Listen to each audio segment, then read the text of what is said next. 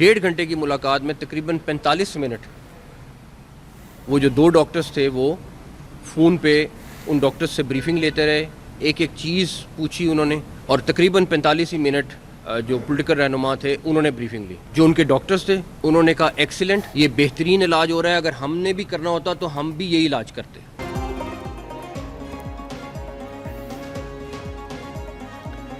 बानी पीटीआई की 85% बेनाई जाने का प्रोपेगेंडा किया गया। बानी की ज़ाते मुआलजीन ने कहा बेहतर इलाज हो रहा है।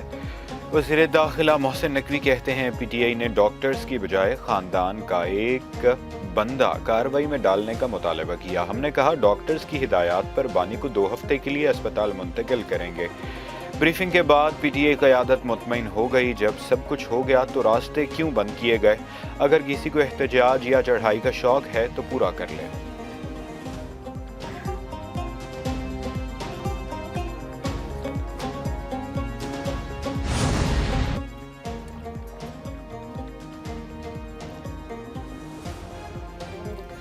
देसी मुर्ग, शहद, जूस और ड्राई फ्रूट। बानी पीटीआई को जेल में मुयस्सर सहूलियात की तफसीलात पहली मरतबा मंजर आम पर आ गईं। सुप्रिटेंडेंट अडयाला जेल ने सुप्रीम कोर्ट में रिपोर्ट पेश कर दी। बानी पीटीआई का कंपाउंड 7 सेल पर मुश्तमिल। सेल के सामने 57 फीट लंबी और 14 फीट चौड़ी राहदारी मुल्हिक का लॉन भी है।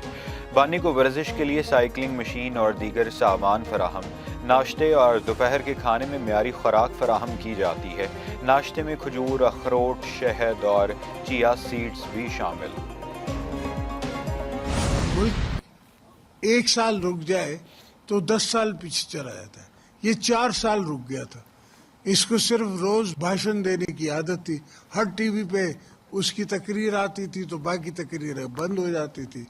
और अब 1.5 साल नहीं हुआ है तो वहां से आवाज आ रही है कि बेटा कह रहा है कि मुझे मिलने नहीं दी। और मैंने 14 साल जेल काटी। मेरे बच्चे जब मैं मिला तो मुझसे हाइट में बड़े थे। बानी को जेल में 1.5 साल हुआ और बच्चों से मिलने का कहने लगे हैं। जेल गैरत से काटी जाती है। 4 साल बानी की नहीं, फैज हमीद की हुकूमत थी।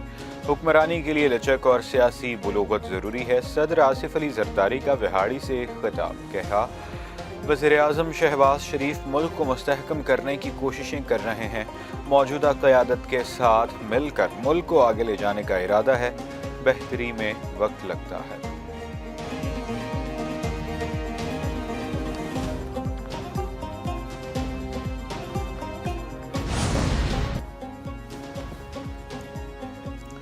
बानी पीटीआई की सेहत के हवाले से अहम पेशरफ्त हुई है। आइंदा चंद दिनों में उन्हें पहला इंजेक्शन लगाया जाएगा। वफाकी वज़ीर तारिक फजल चौधरी ने कहा है 1 माह बाद दूसरा इंजेक्शन लगाया जाएगा, जिससे तबीयत में मज़ीद बेहतरी मुतवक्का है। बानी पीटीआई का इलाज बेहतरीन अस्पताल और माहिर डॉक्टर्स की निगरानी में जारी रहेगा। बानी पीटीआई फैमिली को हर मरहले पर एतमाद में लिया गया।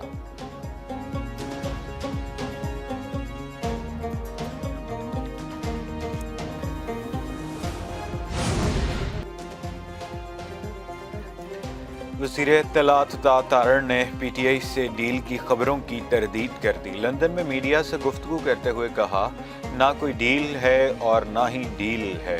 ये तमाम बातें कयास-ए-राइयां हैं। बानी पीटीआई की आँख की तकलीफ के नाम पर सोशल मीडिया पर सनसनी फैलाई गई। हुकूमत ने इलाज मुआलजे की जिम्मेदारी निभाई। बानी पीटीआई की सेहत बेहतर है। जो मसला था वो ख़त्म हो गया। पीटीआई रहनुमाओं को अडयाला जेल के कैदी की सेहत पर ब्रीफिंग दी गई।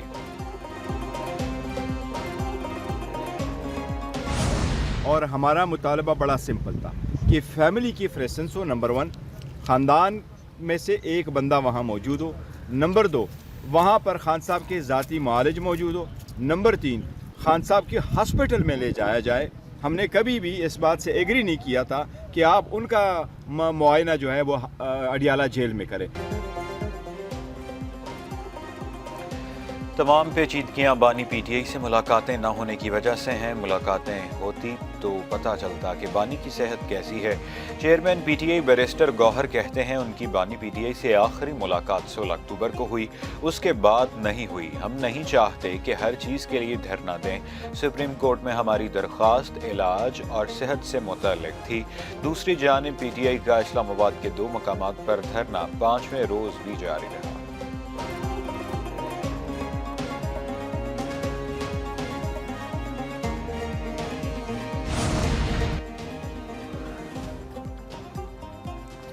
پشاور ہائی کورٹ کے احکامات پر عمل درآمد، مختلف شاہراہیں کھل گئیں، رشکئی انٹرچینج اور چشمہ روڈ پہاڑوں کے ٹریفک کے لیے بحال کر دیا گیا۔ چشمہ روڈ، میاں بالی اور یاک ڈیرہ موٹر وے بھی کھل گیا ہے۔ ہائی کورٹ نے تمام بند سڑکیں فوری کھولنے کا حکم دے دیا۔ 2 صفحات پر مشتمل تحریری حکم نامہ جاری، سڑکیں کھولنے کی رپورٹ آج طلب کر لی گئی۔ پی ٹی آئی کے احتجاج پر سڑکیں بند ہونے پر سماعت ہوئی۔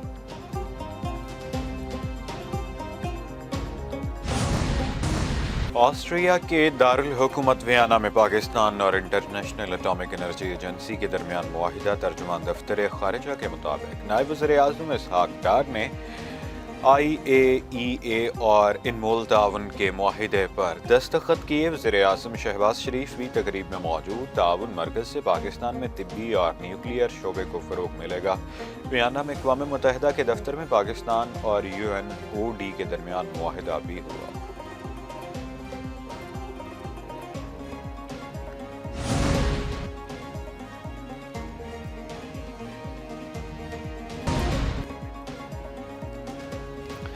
کیا پاکستان T20 ورلڈ کپ کے سپر 8 میں پہنچ سکے گا؟ آج پتہ چلے گا۔ پاکستان کا میگا ایونٹ کے گروپ مرحلے میں آج آخری اور اہم میچ پاکستان اور نمیبیا کے درمیان میچ آج دوپہر 2:30 بجے شروع ہوگا۔ بارش کے باعث میچ نہ ہو سکا تو دونوں ٹیموں کو 1-1 پوائنٹ ملے گا۔ پاکستانی ٹیم 1 پوائنٹ ملنے سے سپر 8 کے لیے کوالیفائی کر جائے گی۔ اگر پاکستانی ٹیم میچ ہار گئی تو سپر 8 کی دوڑ سے باہر ہو جائے گی۔ میچ میں بابر اعظم، شاہین آفریدی اور شاداب خان کو باہر بٹھانے پر غور۔ T20 ورلڈ کپ بارش آسٹریلیا کی امیدوں کو بہا لے گئی۔ بارش کے باعث زمبابوے اور آئرلینڈ کا میچ منسوخ، زمبابوے سپر 8 میں پہنچ گیا۔ آسٹریلیا دوڑ سے باہر، سری لنکا، انگلینڈ، جنوبی افریقہ، بھارت اور ویسٹ انڈیز سپر 8 کے لیے کوالیفائی کر چکے۔ نیوزی لینڈ نے کینیڈا کو 8 وکٹوں سے شکست دے دی۔ کینیڈا نے 173 رنز بنائے، نیوزی لینڈ نے ہدف 2 وکٹوں پر پورا کر لیا۔ نیپال نے آخری گروپ میچ میں اسکاٹ لینڈ کو 7 وکٹوں سے ہرا دیا۔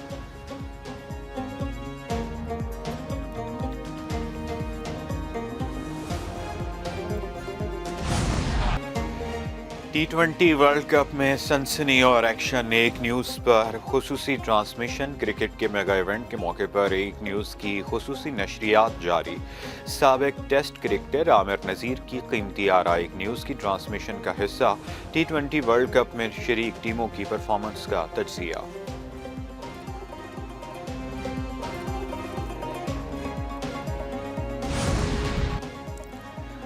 سعودی عرب میں چاند نظر آ گیا۔ رمضان المبارک کا آغاز سعودی عرب اور UAE میں آج پہلا روزہ ہوگا۔ Türkiye, Oman, Indonesia, Malaysia, Singapore, Brunei اور دیگر ملکوں میں چاند نظر نہیں آیا۔ Türkiye, Oman, Indonesia, Malaysia, Singapore, Brunei, Australia, France اور دیگر ملکوں میں پہلا روزہ 19 فروری کو ہوگا۔ پاکستان میں مرکزی رؤیت ہلال کمیٹی کا اجلاس آج پشاور میں ہوگا۔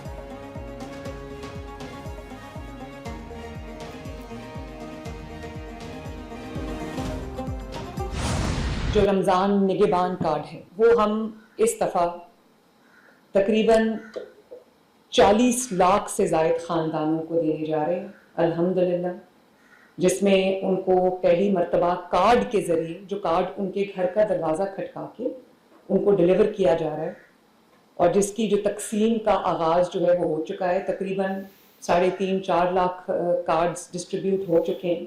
تو اس میں آپ کے لیے 10,000 روپیہ ہے، اور جس سے آپ اپنا راشن وغیرہ یا اپنا جو بھی آپ کو جس چیز کی بھی ضرورت ہے آپ وہ خرید سکتے ہیں۔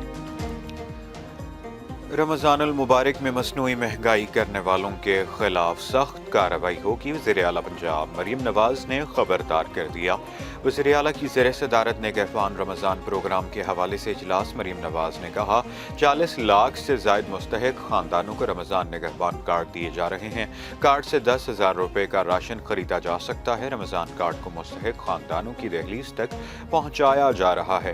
مہنگائی پر قابو پانے کے لیے خصوصی انتظامات کیے جائیں گے۔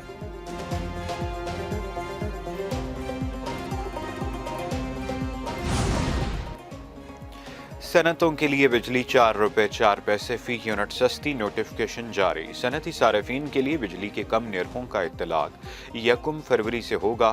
صنعتوں پر 101 ارب روپے کراس سبسڈی کا بوجھ ختم کر دیا گیا۔ بنیادی ٹیرف 33 روپے 58 پیسے سے کم کر کے 29 روپے 54 پیسے مقرر۔ کمی کے بعد صنعتی بجلی ٹیرف تقریباً 11.5 سینٹ فی یونٹ ہو گیا۔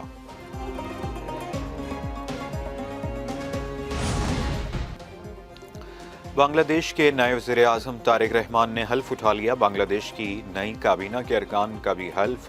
ڈھاکہ میں تقریب حلف برداری میں وفاقی وزیر احسن اقبال نے پاکستان کی نمائندگی کی۔ احسن اقبال کی بنگلہ دیش کے سبکدوش ہونے والے چیف ایڈوائزر محمد یونس سے ملاقات ہوئی۔ بنگلہ دیش کے عبوری رہنما پروفیسر محمد یونس نے چیف ایڈوائزر کے عہدے سے استعفیٰ دے دیا۔ بنگلہ دیش کے انتخابات میں کامیابی حاصل کرنے والے ارکان پارلیمنٹ نے بھی حلف اٹھا لیا۔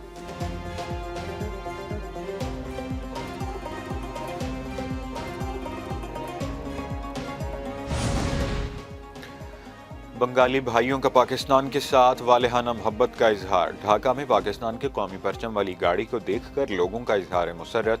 کئی راہگیر وفاقی وزیر احسن اقبال کی گاڑی کو دیکھ کر ہاتھ ہلاتے رہے۔ بعض بنگلہ دیشی شہریوں نے پاکستان پرچم والی گاڑی کے ساتھ سیلفیاں بھی بنوائیں۔ وفاقی وزیر احسن اقبال نے بھی گاڑی سے نکل کر بنگلہ دیشی شہریوں کی محبت کا ہاتھ ہلا کر جواب دیا۔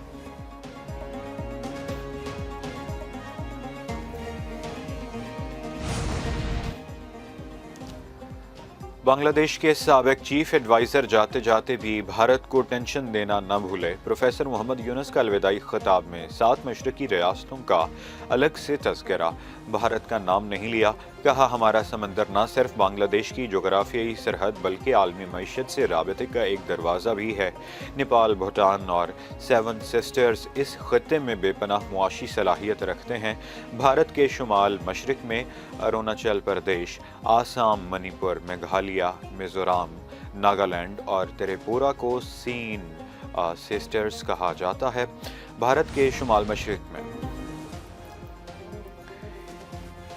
انڈیا AI امپیکٹ سمٹ کا بدنظمی اور ہنگامہ آرائی کے ساتھ آغاز۔ سیکیورٹی بندش کے باعث نمائش کنندگان اپنے بوتھ تک رسائی سے محروم۔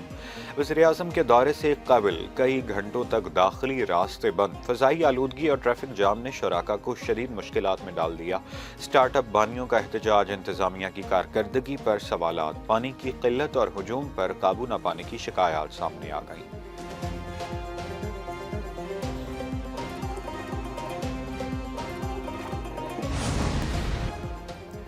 کراچی کے مختلف علاقوں میں بادل برس پڑے۔ ملیر کینٹ میں یالہ باری، ناظم آباد اور عزیز آباد میں بوندا باندی، کوئٹہ اور بلوچستان کے دیگر علاقوں میں وقفے سے بارش اور یالہ باری۔ پہاڑوں پر ہلکی برف باری سے سردی کی شدت میں اضافہ۔ رینالہ، خورد، دیپال پور، پاک پتن سمیت پنجاب کے مختلف علاقوں میں بارش۔ حویلی لکھا میں آسمانی بجلی گرنے سے ایک شخص جاں بحق۔ پاک پتن میں آسمانی بجلی گرنے سے کھیتوں میں کام کرتی 6 خواتین جھلس گئیں۔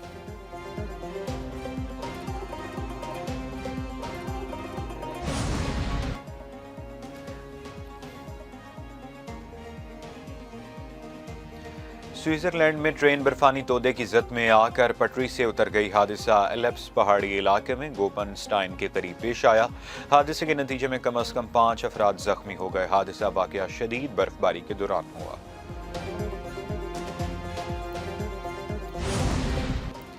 اور کرکٹر عماد وسیم نے زندگی کی نئی اننگز شروع کر لی۔ قومی کرکٹ ٹیم کے سابق آل راؤنڈر عماد وسیم کی نائلہ نامی لڑکی سے شادی۔ عماد وسیم نے اپنی دوسری شادی کا اعلان فوٹو اور ویڈیو شیئرنگ ایپ انسٹاگرام پر کیا۔